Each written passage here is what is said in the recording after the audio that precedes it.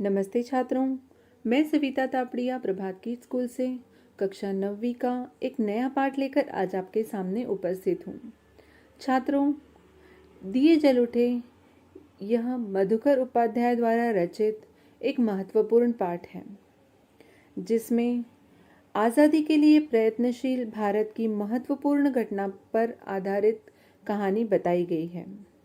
जब वल्लभ भाई पटेल के आह्वान पर पूरा भारत दांडी कूच के लिए तैयार था, इस कूच को असफल बनाने के उद्देश्य से अंग्रेजों ने उनको 3 महीने के कारावास में डाला।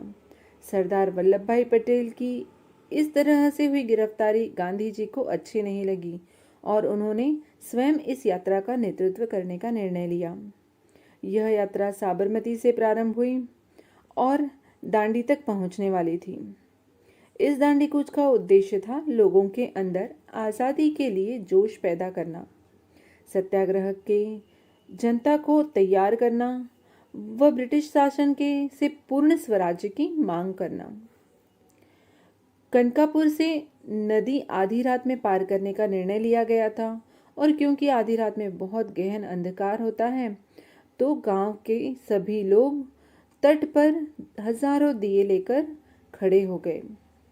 हजारों लोगों के हाथों में दिए देखकर ऐसा लग रहा था कि जैसे सारे लोग उस एकता का साक्ष्य हैं जो आज़ादी के समय में थी।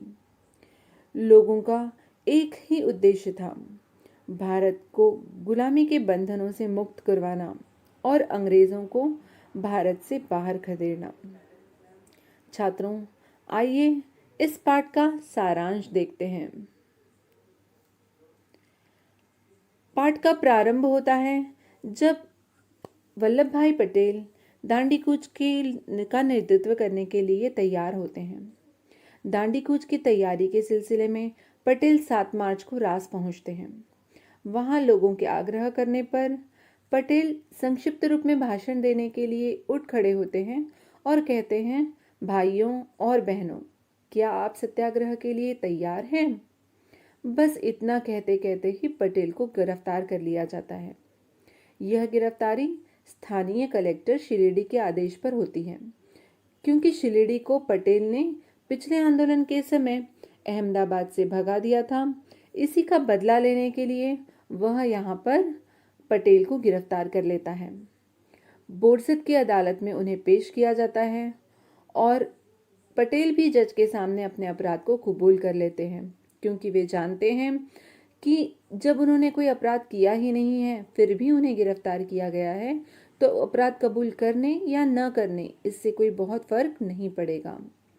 जज उन्हें 500 रुपये जुर्माना और 3 महीने की जेल की सजा देते हैं।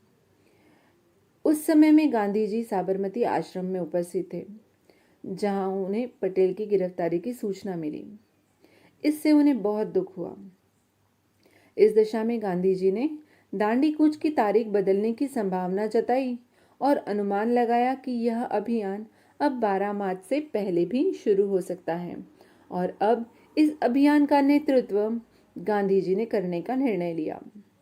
पटेल की गिरफ्तारी के बाद देश भर में प्रतिक्रिया हुई, जो कि स्वाभाविक भी थी। उस पर मोहम्मद अली जिन्ना ने अपनी प्रतिक्रिया व्यक्त करते हुए कहा कि सरदार वल्लभ भाई पटेल की गिरफ्तारी अभिव्यक्ति की स्वतंत्रता के सिद्धांत पर हमला है।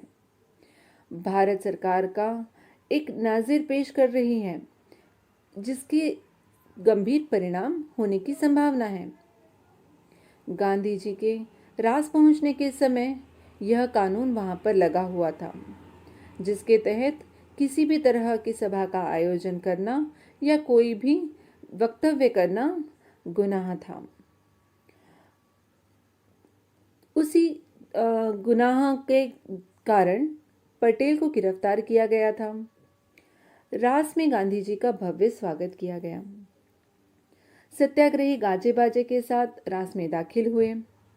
वहां गांधी जी को एक धर्मशाला में ठहराया गया, जबकि बाकी सभी सत्याग्रही तंबुओं में रुके। रास की आबादी केवल 3000 थी, लेकिन उस जनसभा में लगभग 20,000 लोग शामिल हुए थे। इससे साफ पता चल रहा था कि आसपास के इलाके के लोग भी इस सत्याग्रह में पूरी तरह से शामिल हैं। अपने भाषण में गांधी जी ने पटेल की गिरफ्तारी का जिक्र करते हुए कहा कि पटेल को आज यह सज़ा आप लोगों की सेवा के पुरस्कार के रूप में मिली है। अर्थात देशभक्ति के लिए पटेल ने जो भी कार्य किया है वह इसी की सज़ा पा रहे हैं। उन्होंने सरकारी नौकरियों से इस्तीफा देने का भी उल्लेख किया और कहा कि कुछ मुखी और तलाटी लोग गंदगी पर मक्खी की तरह चिपके हुए हैं। अर्थात अंग्रेज सरकार जो गंदगी फैला रही है उस पर मक्खी की तरह चिपके हुए हैं। जैसे गुड़ पर यदि कोई मक्खी बैठ जाती है तो वह चाहते हुए भी वहां से उड़ नहीं पाती, क्योंकि उसके पैर उस गुड़ में चिपक चुके होते हैं। कुछ लोग इसी तरह से अंग्रेज सरकार से चिपके हुए हैं। अब उन्हें अपने निजी और तुच्छ स्वार्थ को भूलकर इस्तीफा दे देना चाहिए। गांधी जी ने फिर से कहा कि आप लोग कब तक गांवों को चूसने में अपना योगदान देते रहेंगे। अर्थात सरकार जो लूट मचा रही है उसका साथ हम लोग कब तक देते रहेंगे और कब आपकी आंखें खुलेंगी और कब आप अपने देश के लोगों के लिए प्रेमपूर्ण व्यवहार कर इस आज़ादी की लड़ाई में शामिल होंगे।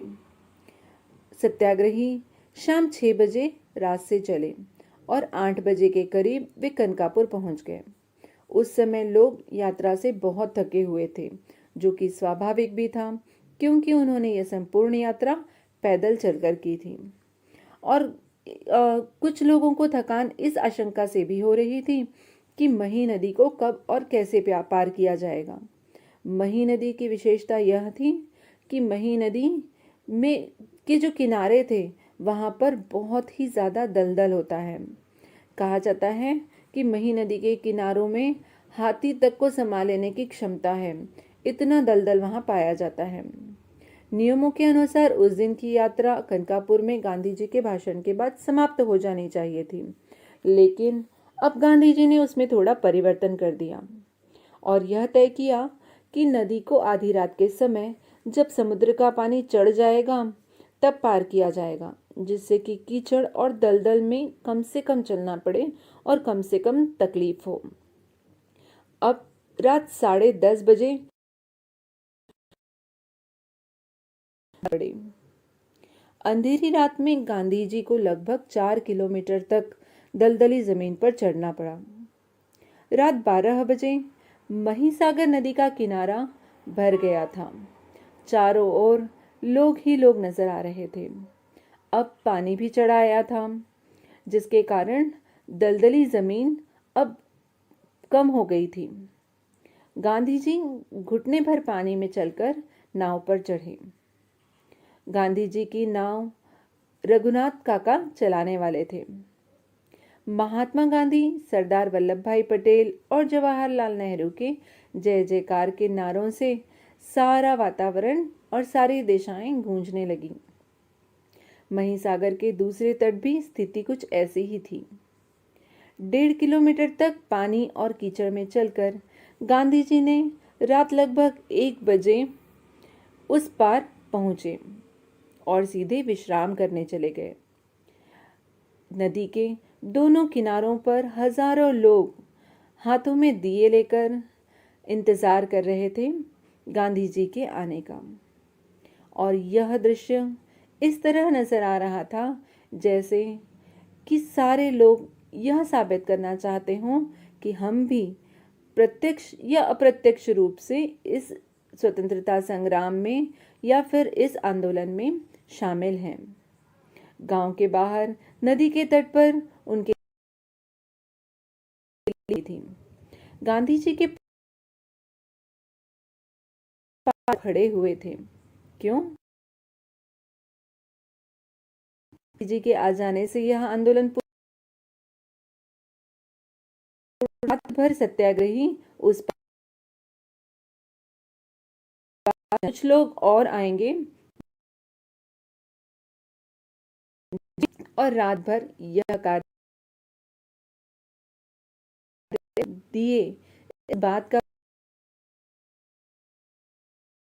लोगों के हृदय में स्वतंत्र जल उठे थे। था